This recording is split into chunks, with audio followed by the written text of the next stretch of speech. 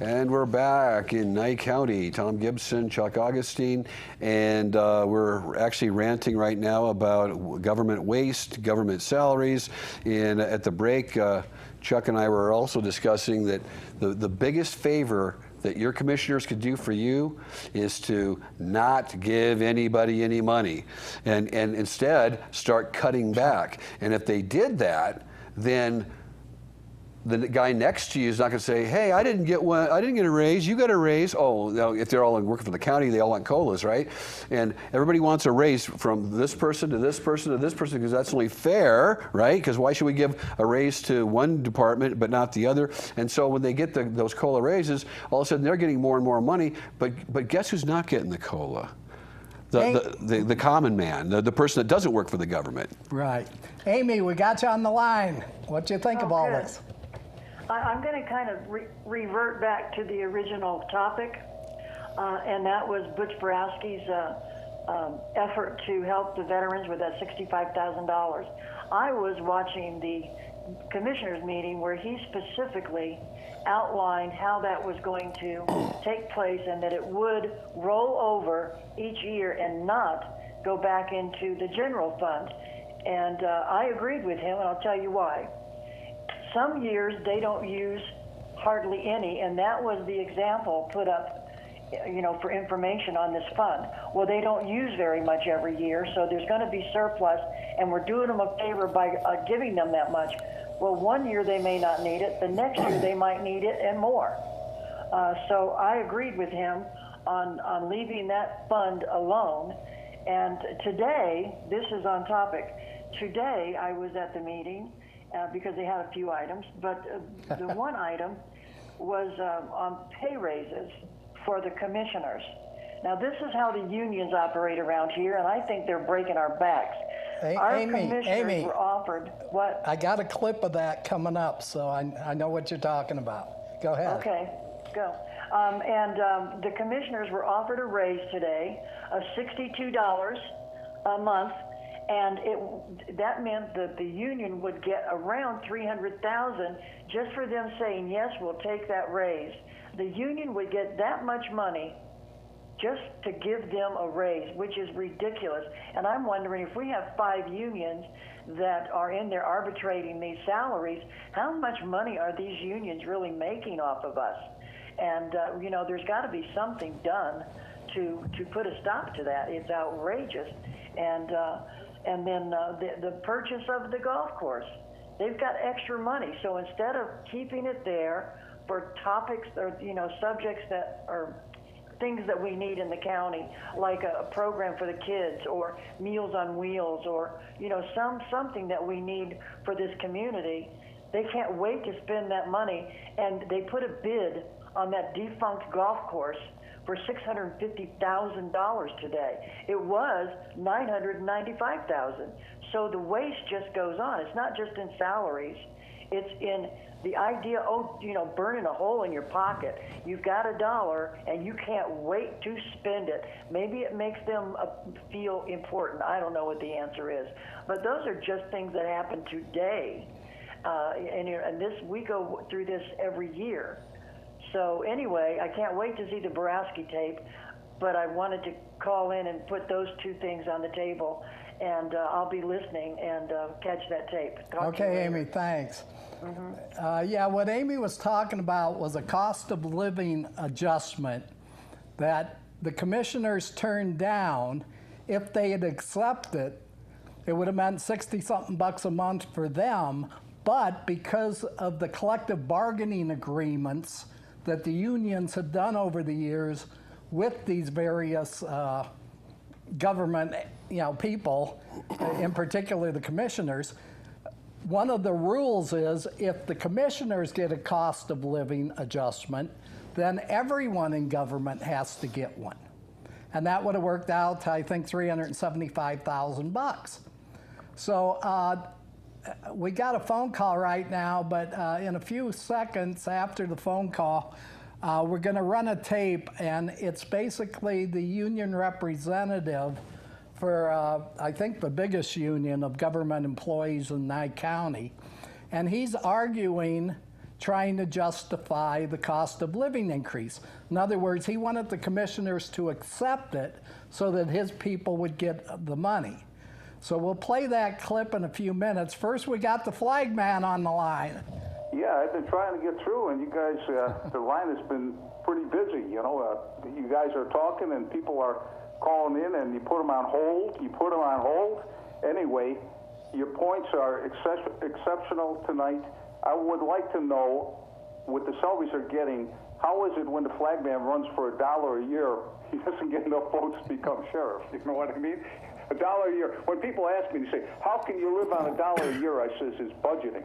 You have to budget. You can't spend it all the first day that you're in office. So it's just a little lighthearted. Knowing you, you'd give it away anyway. Pardon me? Knowing you, you'd give it away to somebody. Yeah, probably. Maybe I'd keep 10 cents for something just so I got something to jingle in my pocket anyway. Right. Hey, I want to know what happens with all this money in the courts. I mean, Chuck, you know, you sit in as an observer. They're just milking the people on these traffic tickets, $120 to negotiating all these parking tickets. It's a huge sum of money. Every day, a huge sum of money. Where's all that money going? Is that part, does it go into the common fund, or does it go to a specific agency? But there's so much money, I don't know where the accountability is on that money, and I hope you guys could explain that, because it's outrageous how people are getting milked for every dime. And they talk to me and they say, why is this happening? These cops are outrageous. What they're doing, they're ticketing us for just about any minor offenses. We got to come to court and spend the day in court, and we got to pay a fine if we want to negotiate it down. Where's all that money going? And I'm going to open the line up because I know how frustrating it is to try to call and the line is busy. But you guys got a good show tonight. I want to congratulate you. Keep the faith, power to the people, and thank God we saved the Tigers, and we saved them twice. I'll keep listening. Thank you. Okay, thanks, Ray. I just got a text. Somebody texted me, says this. I don't know if it's, I don't know who it is. There's no identifier, just the number. Today's increase for the commissioners, I would probably propose increase, did not include any other county employees. That $300,000 was going to be made if the county commissioners accepted that COLA raise. No other county employee was involved. But you have something. The caveat to that is that if the commissioners had accepted that, there would have been a domino effect. Is that correct? Right. And they're absolutely right. The commissioners did not accept the 2%. Therefore, $375,000 was not spent distributing throughout government, right, who also would have qualified automatically had they accepted it. Okay. So they're right. To answer Ray's question quick, when you go on this 111-page budget and try to go through it, you can get some idea of where the money comes from and where it goes. But certainly you need to do an audit to follow exactly where money's going. And it shifts around between various funds.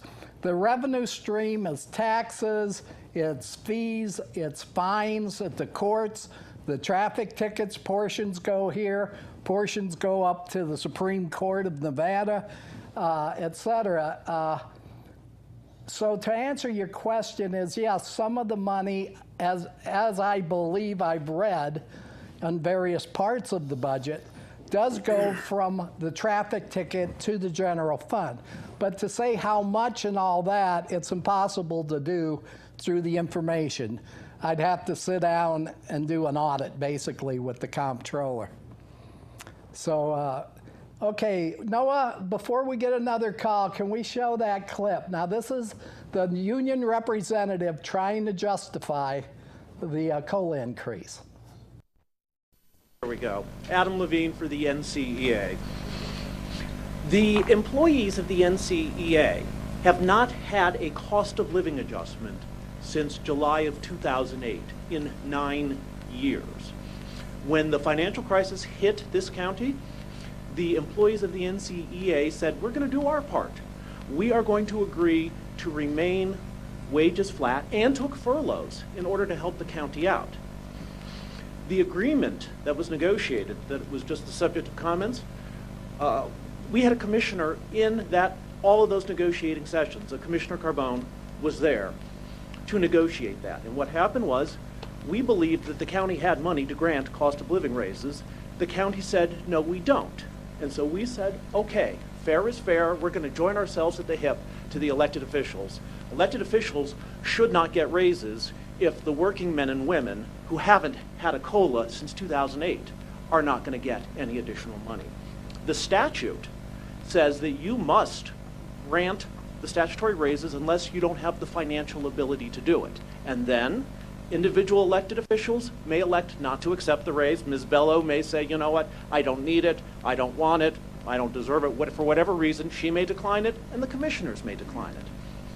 But the county has the money. According to the financial report that I reviewed from the June 20 minutes and agenda, you have $2 million for last fiscal year, $2 million of revenue in excess of the budget. $320,000 sounds like a lot of money, but what you're talking about is a 2.4% raise for people, cost of living for people whose earning ability to support their family is now less due to inflation than what it was in 2008. Declining for the commissioners to decline their 3%, which you're going to be getting, does not mean that the NCEA does not get a COLA, because what the contract says is we get 2.4 if you accept your raises, but if the other electeds, which are getting them based on your vote, because there is money, if the other electeds get them, if the judges get them, if the sheriff gets them, if Ms. Bello gets them, all that does is reopen the negotiations under the contract, and we can seek and probably get a greater COLA than the 2.4, which would be automatic. We are willing to accept the 2.4, the lesser amount, because we want to be good partners with the commissioners. We want to be good partners with the community. It's only fair to the hardworking men and women who every day go out there to provide the services that your constituents expect from the county. It's only fair that they, after 9 years, should get 2.4%. It's not really a lot of money based upon the financial condition that the county now finds itself in. We stood hand in hand with you for those long 9 years, and we would ask you to accept your 3% and allow us to have 2.4. Mr. Chairman. Okay, thank you. May I respond? Yeah, I had a comment too. You can go first, Can I? please.